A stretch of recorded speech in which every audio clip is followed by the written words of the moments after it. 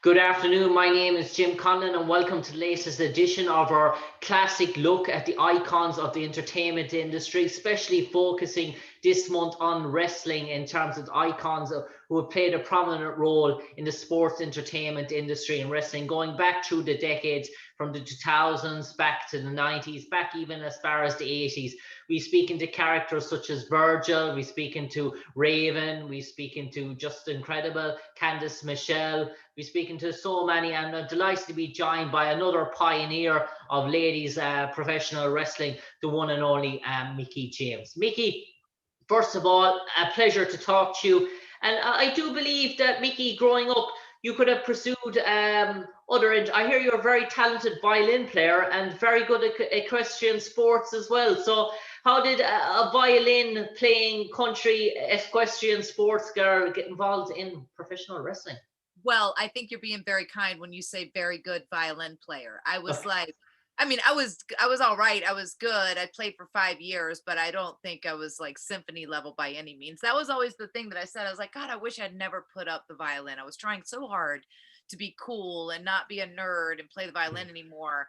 And I regret it all the time. I'm like, I should just pick it back up. I wish it's still my favorite instrument to this day. And horses, I actually am pretty good. I competed, and that was something that was a passion of mine. And it grew. My grandmother we had horses, we had Morgans, and we trained and competed. But she had other horses there that we showed or that we trained and broke and stuff. But um, that was really where I thought I saw myself my whole life being was in horses because that's what I knew and that's what I was really good at. But I always had a love and a passion for wrestling and was a massive wrestling fan, especially as a kid. And then uh, coming out of, I kind of stepped away from wrestling for a little while, just while my equine stuff really took over because I was so dedicated. And then, of course, puberty and cars and boys and all the things, right? But Attitude Era re-brought me back in to how cool wrestling was and what an escapism it was. It was an escapism for me and these characters and just, I would just find myself just locked in and it just reminded me too of that like relationship I had with my dad and that whole family bond and the bonding with my sisters of like that was our thing. And yeah, so And Mickie, growing up, were you very academically bright in terms of school, in terms of your childhood? Growing up, did you sort of live in sort of, I would say, an upper sort of class sort of upbringing in terms of no, childhood, or what was no, it not at sort of all. like? No, I did not. I was not upper class. I mean, I would say low to mid class, maybe mid class America, blue collar. My mom worked. She worked 1 to 2 jobs. My dad worked. My stepdad worked. It's just it was what it was. I mean, we worked for everything, and even I had a job at 16 years old. As soon as if I wanted to have a car and I wanted to drive, then I needed to pay for my gas money. That was just it. And I think the ethics really taught in from being with horses because even when I was showing and competing with horses, in order to be able to do those things, I'd have to work on the farm every day, cleaning stalls, repairing fences, working these horses, riding. I had to ride all the other horses that day before I was allowed to ride my own horse. That was kind of the thing when I got my own horse and to be able to do all that. So it really like hard work has always been something that's been instilled in me. And I think it's because generationally, like that's not a real word generationally there it is. My grandmother like she's probably the hardest working person I've ever known in my entire life, and because she came from such a struggle and had to like literally work for everything that she ever got. I saw that fight in her so much, and I think that it was really inspiring as a child, as a woman and young girl growing up to see such a powerful woman.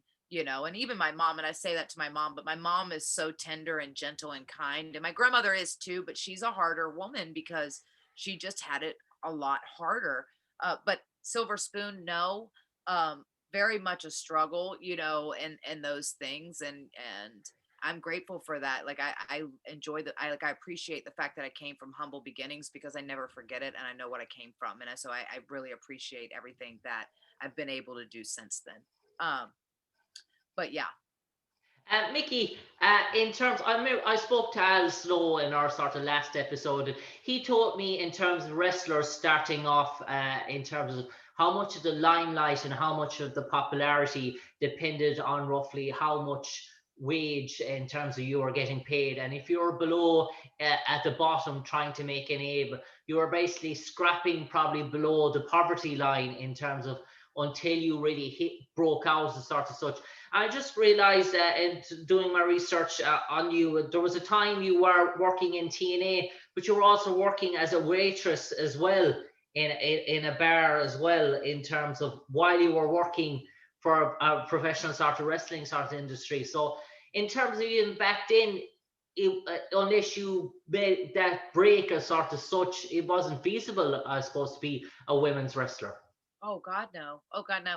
And I think I chose the jobs where I could be a weekend warrior. I could still have my weekends off. And so I mean, I could pull doubles or do whatever through the week, Monday through Thursday, if I could get my Friday, Saturday, and Sunday, which is ironically, especially in that kind of service industry and stuff, was the weekends that people were vying to get. So I was willing to give those up because I wanted to go wrestle. And those were the wrestling nights. And I had to travel and drive. And so, um, yeah, it was just, but there was no way I could live off of a wrestling, especially independent wrestling salary. And I think it's grown and it's better now, but God, some of my first matches, I was making $25 and I would drive and I was just happy to be there. And there were definitely like my first 2 years, I barely made anything. It was just, I was lucky to be on the card and I helped set up the ring because it was with my training school and stuff like that, to then get to where it wasn't until about a year and a half or 2 years in when I got first booked on my first independent match, outside of my school, uh, that I actually started, but it was low. I think by the time I finally got signed, my rate at that point, and this is 5 years in or whatever, for the independent scene was up to like $250 a match, a show. But that was a lot, especially Yeah. for a girl at that time. That was like top tier peak thing. Now, obviously, that's not the same now, but it took a long time to get to that level. And so, but so at least by the time I got to that point, I could if I really, really wanted, but I just did, I still was waitressing until I was still waitressing and wrestling at the same time until I got the call from WWE to come to developmental. Wow. So Yeah. even that time, even when you were in TNA and part of the Raven stable, the Gathering and all that, even still you were having to put down a 9 to 5 Monday to Friday sort of job as well to sort of Yeah. fulfill that sort of career goal. Yeah. Well, Monday through Thursday is what I would say. Monday through Monday. Thursday, but then double time. And Mickey, in terms of that, you're supposed you're going to work in terms of that week. You're coming off a wrestling show, obviously that travel fatigue. Obviously, there are bumps, there are knocks. Obviously, you're performing stunts coming off the top sort of ropes in terms of that sort of thing, in terms of treatment. So, was there ever a time where you sort of, well, I'm putting my body at jeopardy and I'm not getting the financial sort of incentive or rewards out of it? No, no. Okay. I think that I was so hungry and I could only see the end goal. Like I knew I was like, it's going to be worth it. It's going to pay off. And I'm going to make it. I know I'm going to make it. I'm going to do it. I'm going to like, it was all about that I almost was, it was like the sacrifices because I believe that you have to work hard and there are sacrifices that you have to make if you want to level up. And a lot of that comes in and that's what builds your character. And I felt like if I would have quit, you know Yeah. what I mean? If I would have quit wrestling then, God, and I would have never made it. And I had to see that for myself and have enough belief in myself to get there in order to achieve it. And yeah, it took a while. It took a long time, but it built a whole lot of character and a whole lot of strength in myself along the way. And it just made me better and better and better to where I got to a space where I really was one of the best out there at the time, So um I don't think it was ever a place where for me until I got signed with WWE that I ever wanted to quit. And I think that there was only real one moment in my whole career that I ever considered quitting and that was after I was in OVW for a couple years, for like 2 years. And I just saw the energy and stuff around me and it was all changing and I just felt like I wasn't fitting in. I felt like I was like, you know, because I loved wrestling so much and because I wanted to be a wrestler so much that I was kind of against the grain of what that vision was at the moment. And it was just that self-doubt, because I think that I had seen so many of my friends uproot their life and move to come to developmental, and you're going there and it's like a farm territory. It's like a a double A, like a double A team to the major leagues, Yeah. or anything like that. You're not really getting seen because you're kind of hidden in this little pocket, and if you make it, you're gonna make it, like, Mm. break it, it's gonna be awesome. But you also, there's a risk and there's a chance in that you might not make it out of Louisville, and that could be it. And I there was a low point, I think, in my own and my self-esteem, and through a lot of things, that where I was like, right before, and this is why I would say it's always darkest before the dawn, or you always get tested the hardest right before your biggest break. Because right before my biggest break, was my real reset, where I had to go home and go like, how bad do I want this? Like, yes, this is it, but this is not permanent. Like, this is what it looks like right now, but this is not permanent. And I just kind of had to charge myself up and remind myself why I got started on this journey in the first place. But yeah, I kind of always had to keep that vision of what I wanted, and that was always the championship and always this moment. And I was very, very fortunate to be able to get it, but I also think it wasn't just luck. It was mindset, it was hard work, it was determination, it was constantly going above and beyond and making the connections and sending in all my tapes that I could to get the look, to finally, when somebody would say yes when I got good enough. So And Mickie, I don't want to come across insensitive on how I sort of phrase this, but maybe in the 2000s you were in Ohio Valley Wrestling. At the time, it was the Attitude Era, and I suppose it was all about sort of big sort of storylines. It was all around, in terms of the female industry, we had these all sort of play-by matches, sort of sex, sort of sells sort of thing. Gorgeous play-by-play mates, the Tori Wilsons, the sort of Trish Stratus. It was sort of geared to a sort of young adolescent sort of male crowd. When you're watching they're extremely talented wrestlers, Tori Wilson and Trish Stratus. absolutely, absolutely. Let's make that point very clear. But just at the time when you're in Ohio Valley Wrestling and you're seeing this sort of demographic, and you really want to be a champion and focus on the wrestling, where you start looking and say, do I need to become that sort of that line to get my break? Do I need to emulate Yeah. what Tori and Trish are, or what Kelly, another gorgeous lady, in terms of coming from that Mhm. sort of spotlight, in terms of appealing to that audience? Is that how I'm going to get my foot in the door?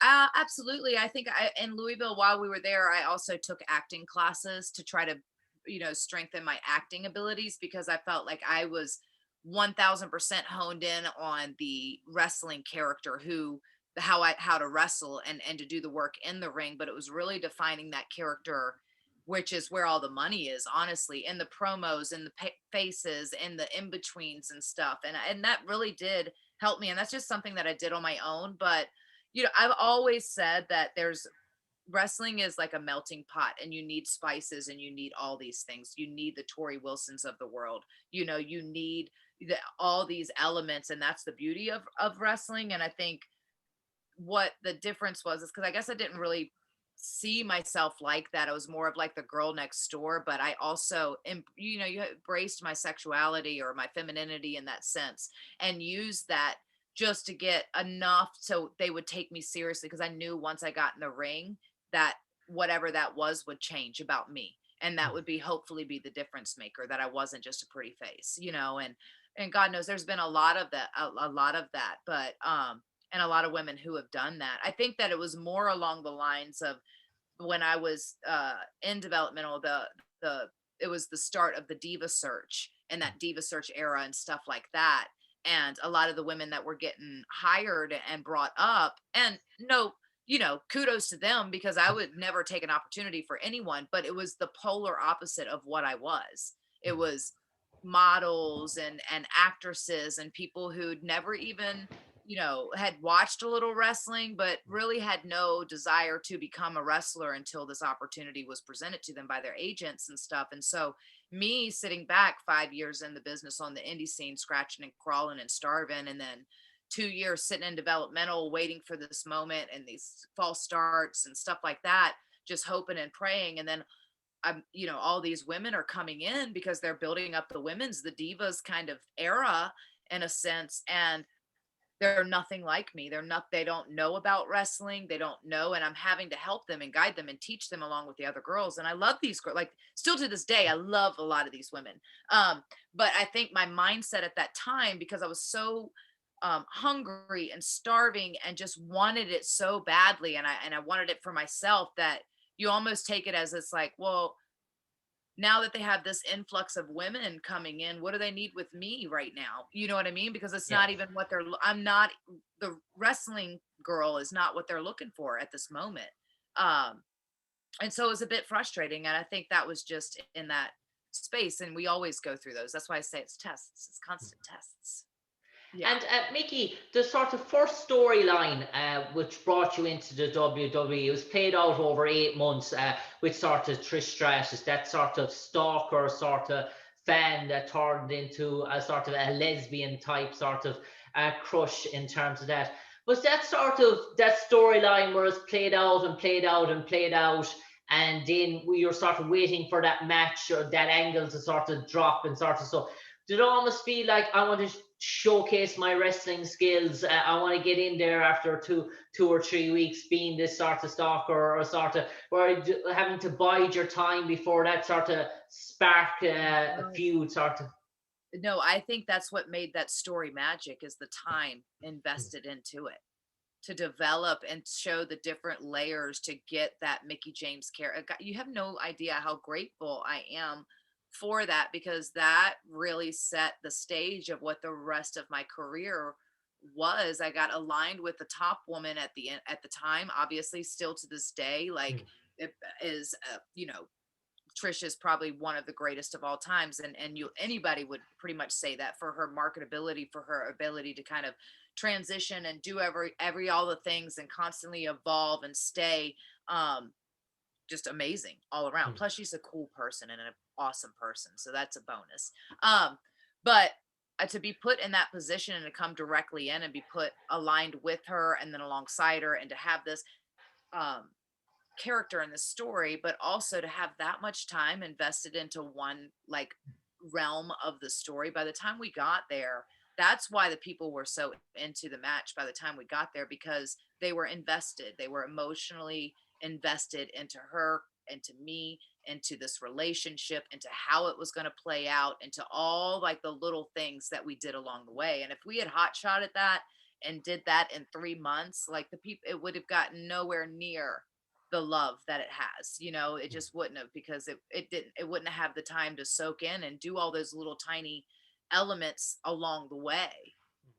And how much were yourself and Trish working off improv in terms of spur of the moment when she came up with a line? And obviously you came up with some sort of back in terms of debate. I spoke to Al Snow, and he said people get this idea that wrestlers are the real talented actors, that they have these big massive scripts that they go home, they recycle over, and then they portray them on the screen. But he said very much times, he said the directors and producers behind the camera don't even actually know what the wrestlers are going to come out with when they actually. Well, I would hope not, because I find that those, some of the worst promo kind of segment things that I've ever seen are just completely memorized whatever, unless you're really really good at that. I've never been good at that. I'm really great at bullet points and knowing my character and how I would deliver that same message, but in my own way that feels right and feels authentic. So I feel like that is really the art of, because wrestling, it's more about reacting and becoming that character. And so if you're just back there like getting fed a handful of lines that you have to memorize, it's really hard to put unless you could put them in your own words of how your character would do it, it doesn't always come off as genuine. So I think that Trish and I both had a lot of, along with the writers, along with Stephanie, along with everybody along the way, was really, it was obviously an effort that went into that story. It was a group effort. But Trish and I, thank God, we had just amazing chemistry off the bat and could bounce off each other organically like that, back and forth, and you really have to have good chemistry with somebody to do that. So I definitely attribute, even still now today, we're just quirky like that. We drive other people insane, actually, my husband included, and And so Mickie, in terms of wrestling, and in terms of, you went on to be a multiple champion in the WWE. We also know at the time in wrestlers that they have stints with sort of companies, then for some sort of reason or another, things maybe go south or things mightn't work out, and they sort of bridge onto new sort of companies, but they sort of find themselves coming back again when those sort of differences or grievances are ironed out. But in time, when you moved out, when your time, your first departure from WWE, and you're coming out of it again, I suppose, in one sense, were you not too despondent because you knew that there was TNA around the corner? You knew there was major productions like Lucha Libre. You knew that you had worked in an industry that to catapult yourself back in wouldn't have been as hard as if you were maybe 2 months originally with Trish Stratus and then maybe cast it aside and then you had to find your way back in. no, actually, like I feel like, especially with the second time leaving, I'm in a much better place about it all than I was then, Okay. because that was my dream, and I felt like I lost my dream, and it wasn't my dream to ever go backwards or to feel like I sidestepped or anything. Like that was my dream, and I honestly thought that I would be there for the long haul. I thought that once I got in the door and I was able to make that impression, that I would be part of the family. And it's like, so when I lost that, I was devastated. I was absolutely devastated. And I was in a space of like, I didn't know what I wanted to do. I really had kind of lost my desire to do anything in the wrestling business. So it's just kind of like just real heartbroken. It was like a breakup, it was a major breakup, and you go through that grieving period and you grow through all this. And I felt like I'd sacrificed so much and everything to get there and to be there and to give them everything I could to show be the best me. And then I look back on a lot of that, especially at that time in my life too. And I was really, really heartbroken, but I was also in a really probably bad place for me because I was also going through a lot of personal stuff Yeah. from my family to other stuff. And I think I was just burning the candle at both ends in the middle.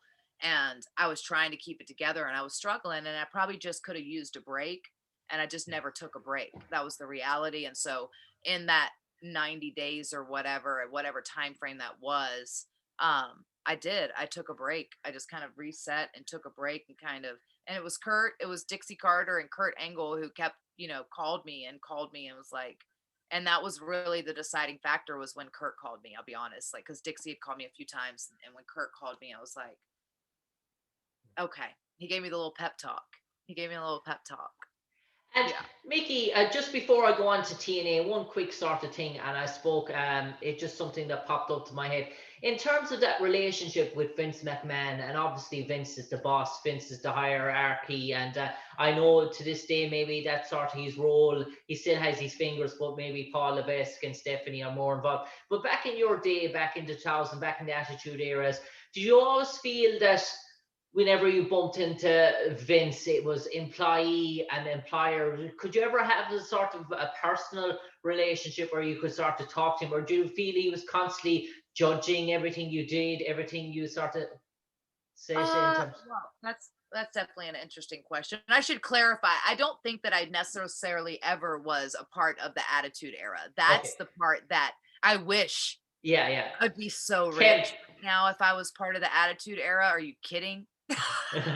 well, just after the No. Attitude Era. Yeah, just the more like the golden era Yeah. is what they kind of tiptoed in on the end of that.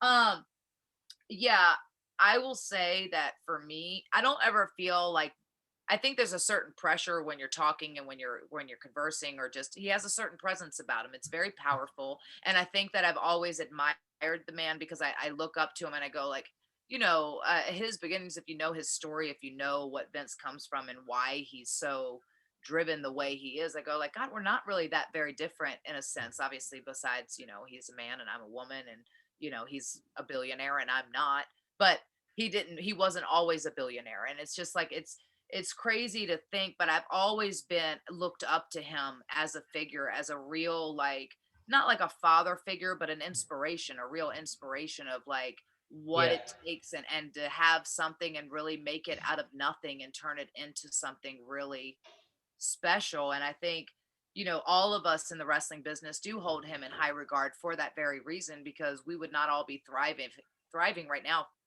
if he hadn't taken the business to the level that he was able to do. So there is a lot of that.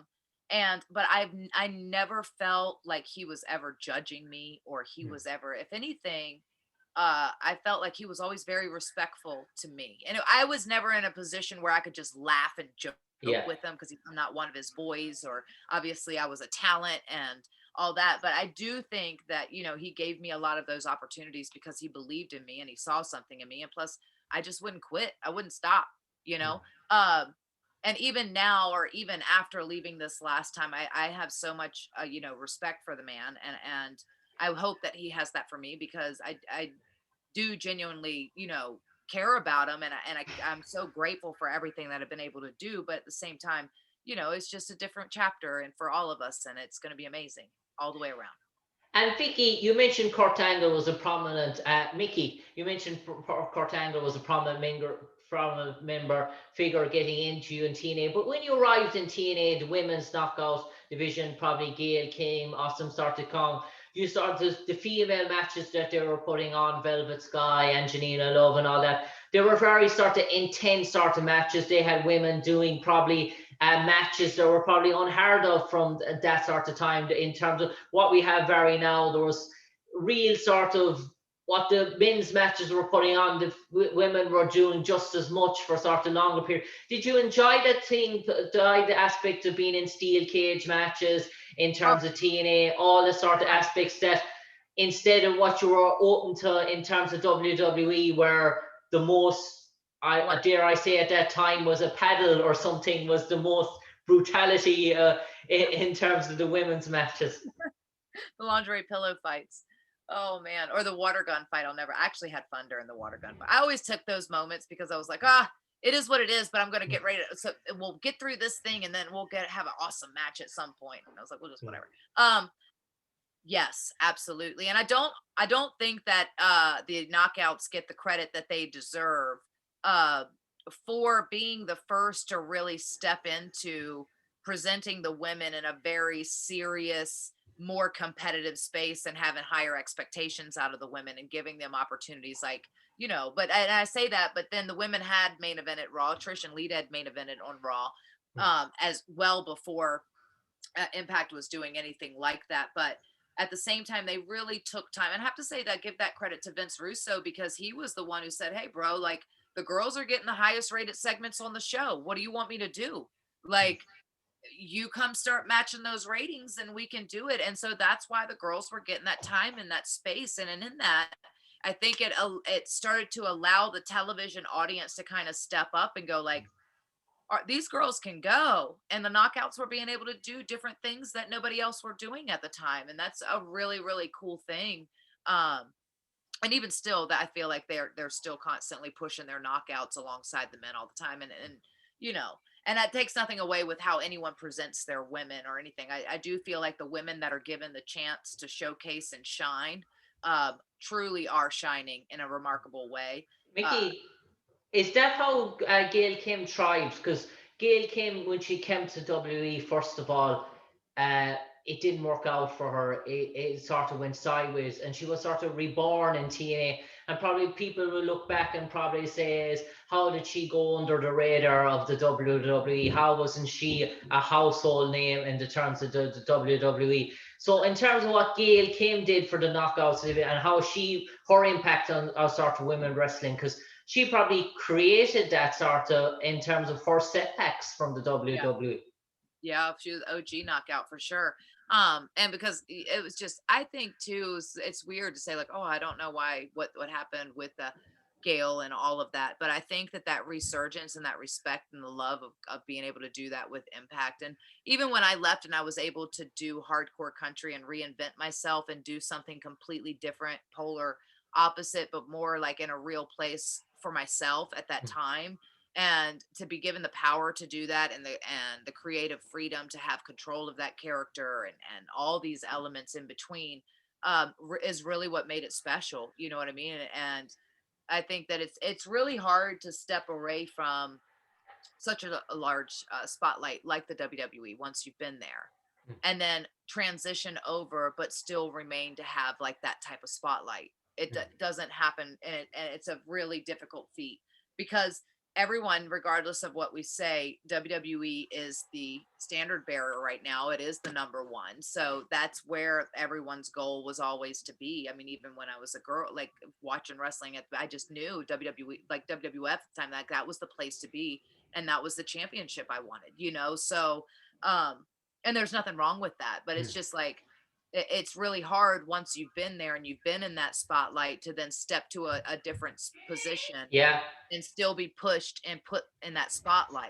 And there's, it's cool to be one of the people to be able to do that. But obviously Gail Kim is one of those people in every respect, because she's not only a Hall of Famer over there, but she's been able to create and cultivate and help guide this whole division for Impact and for the Knockouts. And so, um, and she's got some awesome women over there. So. And Mickie, I know our time is nearly coming to an end, but I just wanted one or two quick sort of notes to touch on. I suppose you have been in all the major wrestling companies. You have been in Lucha Libre, you've been in Global Force Wrestling, you've been in TNA, you've been in the WWF, WWE as such.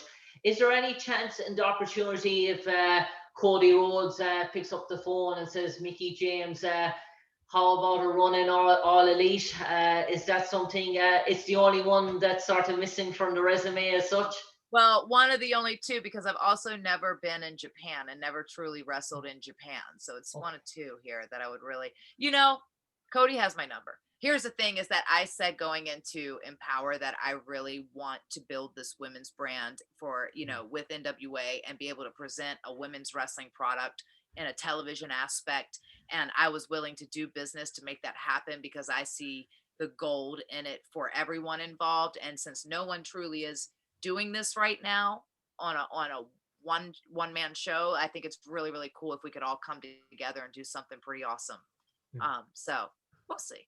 And Mickie James, what are your memories of wrestling in Ireland? I'm sure that you've wrestled in Dublin or Belfast before in the past, and maybe going around visit. Any good stories for us? Besides the pubs? Did you spend an awful lot of time in Temple Barrow and O'Connell Street in Dublin? Little pub crawl. And what's that? I always say the Black Bush, I think, was Fitz shot that we always, the cheers for the hell of a tour. God, it was terrible. Okay. No, I have had a lot of fun in Ireland. And one of the most fun shows I did actually in Ireland was, I think it was in Dublin, for Impact. Actually, it was this really, really cool venue that was like an old boxing venue or something that we went out there and did. And it was hot in that building. God, it was hot, but the energy was electric. It was just a fiery night. Everybody was on cloud nine. And I do think that we went out after that night because everybody was buzzing because it was such a hot, not just like, oh God, it's hot in here, but just such a hot crowd and just a hot night. It was fun. And I suppose, Mickie James, you've been embedded in the wrestling industry now for all of 25 years. Even your married life is embedded in the wrestling sort of industry in terms of how that came about, in terms of connections and sort of such. Is it an industry you can never say no to going forward? Is an industry that you always feel that you're going to be a part of connections that even maybe we hear about families being born in it, the Colognes, the Jarretts, the like second generation? I think my son has a much stronger desire to be a train engineer or a race car driver than anything else right now, but probably not race car driver either because he doesn't want to go that fast. I don't know. I will say, obviously I love wrestling so much. It's a part of my life. It's a part of who I am. I don't think I'll ever completely walk away from wrestling in any capacity because I just love it so, so much. So I can see that hopefully, God willing, and if I'm still wanted, of me being a part of wrestling in some capacity forever. Well, not forever, just forever. And Mickie, a second last question. I remember speaking to Candice Michelle, and she was saying about rivalries in women's wrestling, and sometimes people say rivalries are played on screen, but sometimes they're actually generally rivalries. Like she was telling me herself, Melina didn't really see eye to eye on certain aspects. But I'm just sort of wondering, in terms of, is that the sort of case in a working environment, even like, you know, when you go in, there's some people you like or you don't like, or is it very much a case that you, in terms of you get on with everyone, there's, you like performing with everyone? In terms of the women, I know there's, in the men's there's sort of competitive sort of edge, but is there that sort of competitive cutthroat issues in the sort of the women, that they will, certain women will step on each other's toes maybe to I get mean, to the. obviously it's a cutthroat business, and a lot of, I mean, there are people that will cut your throat and step on toes to get what they want, and there's people that don't. I hope that I'm not one of those people. I've never tried to be. In fact, that's probably one of my biggest hindrances, is because I wasn't that type of person. However, I would say that obviously, yeah, surely some of those stories play out. If anything, when I've watched, I think that some of the people who don't get along the best backstage probably have some of the best chemistry in the ring. Okay. Ironically, it's really, really weird. However, it's like, I do get that, but it's also very competitive, because there was only one, it's one championship at the time. Mm. There was one championship. And so either you were aligned in a storyline with a guy or somebody else's storyline that was like the secondary story, or you were in the championship picture. And that was like this thing. So you were either at the bottom or you were at the top. You were either the champ or you were in this circle somewhere. And everybody wanted to be either the champ or in line for the championship. Mm. And so that only belonged to two people. And so it would be really, really tough, because we all wanted it. And so there is that energy and that like competitiveness backstage. Obviously, we want the product and the women's division to shine and all of these things. But since there's only one thing, it would obviously cause a little, tension, or just, I wouldn't say jealousy, but more like just competitiveness, because that's our nature by, default. We're competitors. And Mickey, last sort of question. I'm just looking here. Just one last question to tick off in terms of my listener. You came back to WWE for the second stint, and you worked closely with Lexi Kaufman, who played Alexa Bliss, and a sort of a mentoring sort of role in her.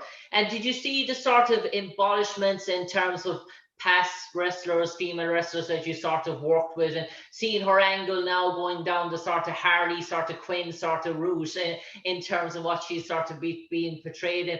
She's a small character but feisty to sort of the core. And do you Yeah. sort of see that that drive and that determination that she's going to be around for decades to come? I see that drive and determination in a lot of those women backstage, honestly. But I mean, not just her. I would say Sasha and Bailey are some of the hardest working girls in the locker room. Charlotte's always, like all the girls. I mean, Dana has busted her butt, like for real. I remember first seeing Lexi when I was at the performance center, just working with the girls, came in for like training or whatever. And she Mm. she had just got there. I don't know how long she had been there at that point, but she was doing that character of like, oh, my mama and this, the mama said, that Mm. character in NXT, prior to her then going on and managing and doing other stuff. I don't even think she had made it to television yet. But I remember seeing her then and going like, this girl's got something. She's got this spark about her. And really those are the things. And you can't always put your finger on it, like what it is that makes someone into that star and makes them a star. But it's those little things that you can't necessarily put your finger on. And I think that Harlequin, that whole world, and like Disney, that's her wheelhouse right there. She loves it. Mm. So it's cool to see her throw those elements into her character, and I think she's doing a magnificent job, and it's really cool to watch. And I think because she is so small, she's so tiny, that a lot of people didn't, it was hard for them to take her as far as when she would have to go up, especially against some of the taller girls or bigger Mm. girls, because she's 5 foot tall. um but to see her now, she has like so much of this care, and that was always my favorite part of wrestling, is the characters, and to be able Mm. to play with those characters and this one's so interesting because she could literally do pretty much anything she wants, and that's cool. That's really cool. So yeah, kudos. I mean, freaking super kudos to that. Like, I think all of us hope to get to a space to have a character that over that you could literally do whatever you wanted. And Mickie James, would you do it all over again? Would I do 1000%. 1000. Minus some of the mistakes, maybe, or not, because they were fun. Mickie James, an absolute pleasure talking to you today in terms of icons of documentary series, looking back at classical wrestlers who made their mark in the industry. And I've just have a feeling, Mickie, it's not the last we're going to see you in the ring. And no doubt about it. I say there's probably telephones going on, calls going on the back between yourself and Cody that you're not aligning to us. It's all hush hush. I said that my very first match back will be at NWA 73. So the tickets just are getting ready to go on sale here in like 20 minutes for Empower and NWA 73. And so I will be wrestling for the first time on NWA 73. And I'm still waiting to find out who my opponent's going to be. So. And I bet you it's going to be a country ass kicking as well. Yes. Mickie James, an absolute pleasure speaking to you on the icons of documentary, the wrestling sort of sports generation. An empowerment for female wrestling definitely broke down many stereotypes about women's wrestling throughout the generations. It's in a healthy place right now. You have made a major contribution to that, and no doubt you have more contributions to make in the years to come. But Mickie James, an icon of female wrestling, thanks for taking your time, and we wish you all the best in your future. Oh, thank you so much. I appreciate that. Thank you. Take care, Mickie. Bye.